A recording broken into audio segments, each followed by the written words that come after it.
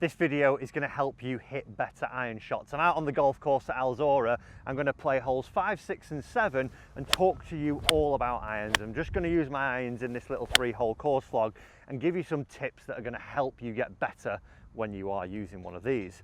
Now this hole here, par 3, the 5th hole, gorgeous hole. I've got the swamp down here on the right hand side, or the marshland, whatever you want to call it, and then we're going out down towards the flag there that we can see just tucked on the left hand side of the green today. And the first thing that I would say to hit better iron shots is construct a plan. A lot of golfers walk onto a tee and think, oh, you know, I'm hitting a 7 iron, I'm hitting whatever it may be, but they've got no idea of what's going on around them. So first things first, get your rangefinder out and find out how far the hole is. You might be using a GPS, you might be using a watch, you might use an app on your phone, but get some information. So I've just zapped it at 170 there. Now I can think, right, well, 170, what club do I need to hit to get 170? Once there, I've done that, I can start to build a picture. Well, that flag's on the left, the wind's pushing across this way today, so from right to left, so it's going to push the ball towards the flag. So I don't want to be aiming directly at it, because what will happen is, as the ball goes out, it's going to work towards that bunker we can see on the left-hand side. So now I'm building this picture of what I want to do. I've not even thought of any technicalities that I need to do in my golf swing. I've actually made a little bit of a route map for my mind to say, right, well, I'm probably going to hit my little fade. I'm going to start it on the middle of the green. The way the wind's moving from right to left should hold it or push it towards the flag. I've got a plan, and then I've actually got to go and execute now. So first bit of advice I want you to take from it, every iron shot's going to be different. Build a plan for it. Don't just walk up to it and hit it. Have an idea of what you're about to do. So select your club, see the shot as you're going through it, and from there then we can make a bit more of a confident golf swing, because I've got some form of idea of what I want to be doing.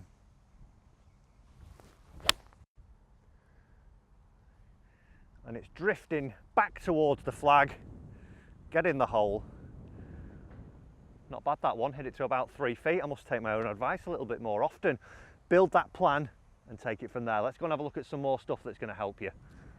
So this next bit of advice is all to do with when you're actually on the tee. Now we've got a gorgeous par 4 here, the 6th hole. Normally I would hit driver, but if you were to hit an iron, if you're not confident in your driver, you've been spraying it and you get your iron out, first thing that you've got to do, and I see this going wrong so many times, people pegging irons up about that high. Just come and have a look at that.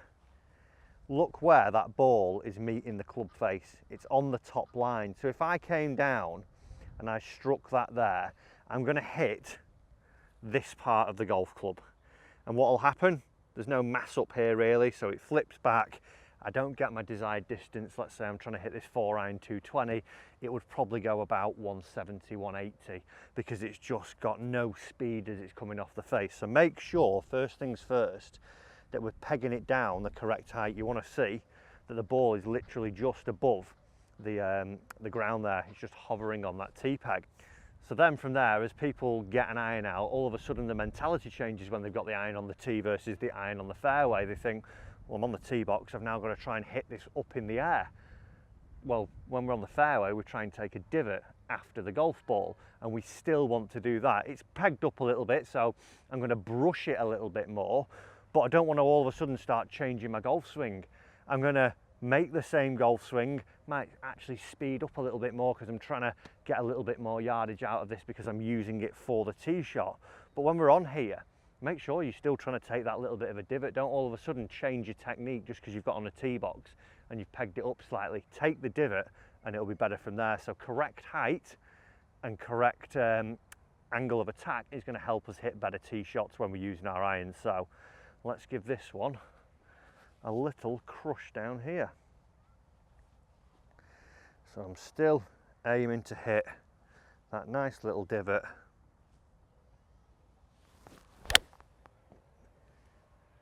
Beautiful.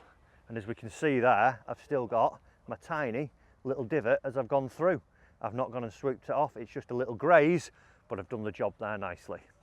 Next bit of advice is all to do with lies, and as we get onto this lie here, I've actually got the ball below my feet. So as I stand to this golf ball, that ball is now below the level of my feet. We can see the slope there. It's a good couple of inches below me.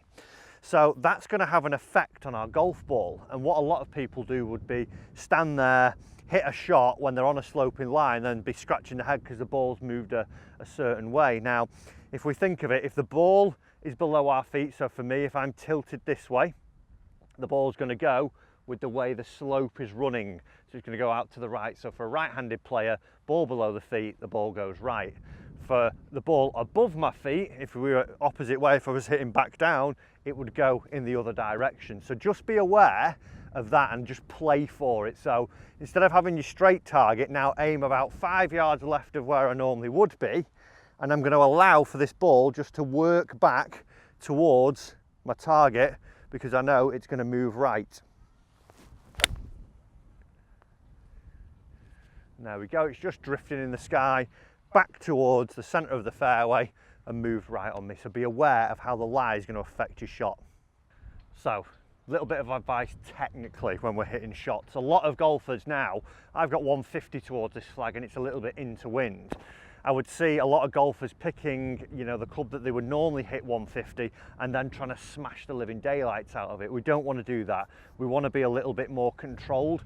If we were to watch a lot of tour golf now, like PGA Tour, LPGA, European, whatever it would be, we generally see that a lot of the players have like sawn off golf swings or cut off finishes as well, because they're generally a little bit shorter on the way back and shorter on the way through, because we're all about control with the irons. I'm trying to hit the green, I'm trying to get it close. So when you've got an iron in hand, don't try and make the same length driver as swing as you would do with your driver. Try and feel that you're just going to be slightly shorter and feel sort of 3/4 back and 3/4 through, and we should start to see that we're able to control the golf ball a little bit better, and it'll also help with your strike as well as you go through it. So good setup, 3/4 back, 3/4 through.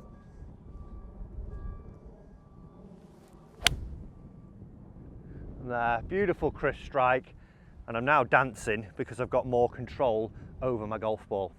So one of the things that's imperative when we're using our irons is all about controlling our low point. You will have seen other videos on the channel about how to stop duffing your irons and thinning them and topping them.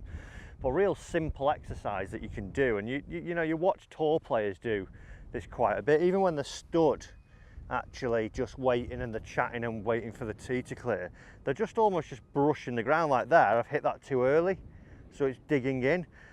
What a good player is able to do is just control where that club is actually catching the ground and feeling that it's brushing like that's far too early. If I wanted to get it a little bit later, and then get the sole just grazing the turf like so instead of the early one.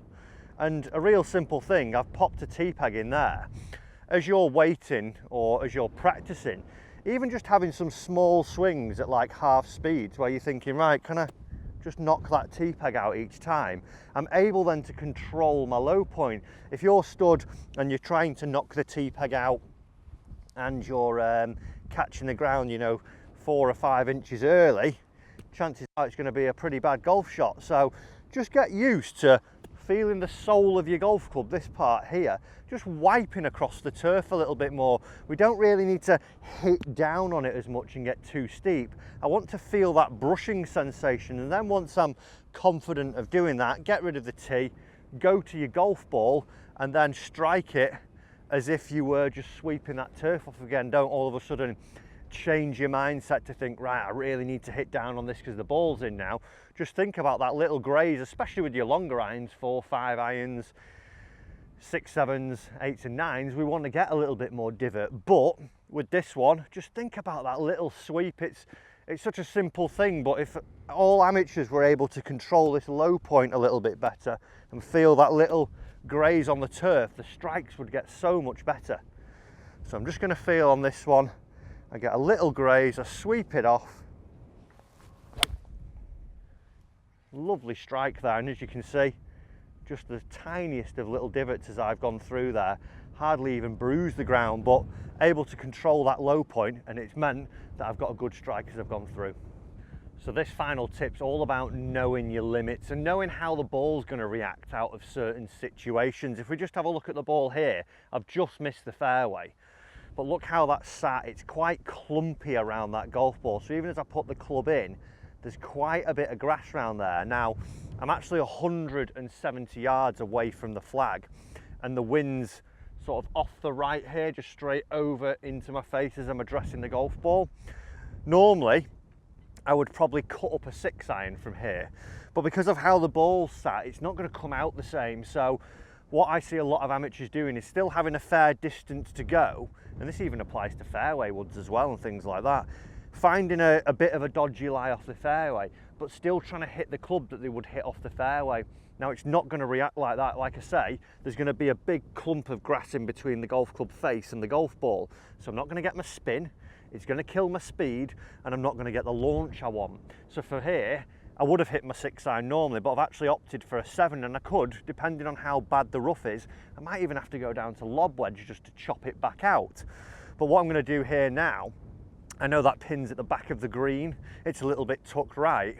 Now that I know that my limits are a little bit cut off because of the lie of the golf ball, I'm going to change where I'm going to aim as well now. Normally, like I say, I would try and hit this little bit of a fade towards the flag, but I'm just going to play for the fat of the green now. I've made the mistake of missing the fairway and putting myself in a bad situation here. I don't want to compound it by trying to bite off too much and not knowing my limits. So 7-iron, I'm going to just go at the heart of the green here, take my medicine, and hopefully if I get this on, I've got out of the predicament that I was in by finding this lie.